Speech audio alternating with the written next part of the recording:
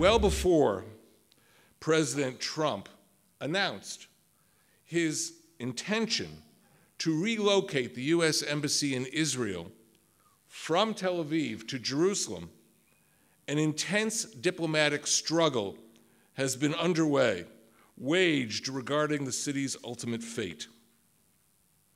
True, back in 1993, the Oslo Accords between Israel and the PLO included Jerusalem as one of the 5 subjects that the parties would discuss in order to reach a permanent status agreement.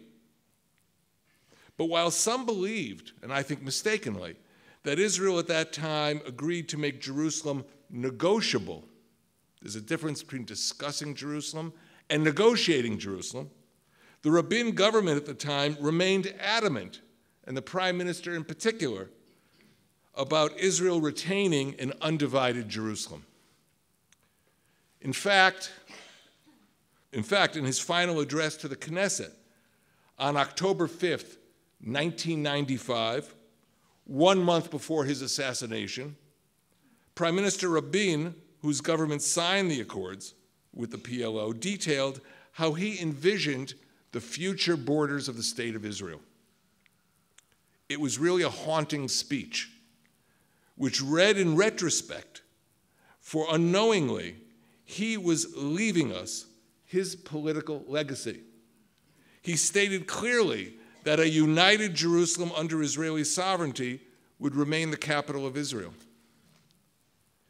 It should always be remembered that Yitzhak Rabin was born in Jerusalem. He commanded the Harel Brigade of the Palmach, which was tasked to break the siege of Jerusalem. And he was chief of staff, he was Ramatkal of the Israel Defense Forces in 1967,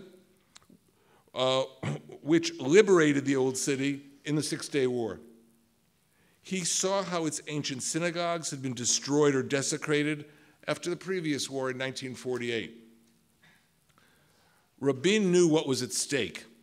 He stressed the importance of freedom of religious access and worship, which had been denied to Israel prior to 1967. He was not about to divide Jerusalem, no matter what pressures Israel would face. And let me add, having been at the side of another prime minister, I would add that the same can be said of Prime Minister Benjamin Netanyahu.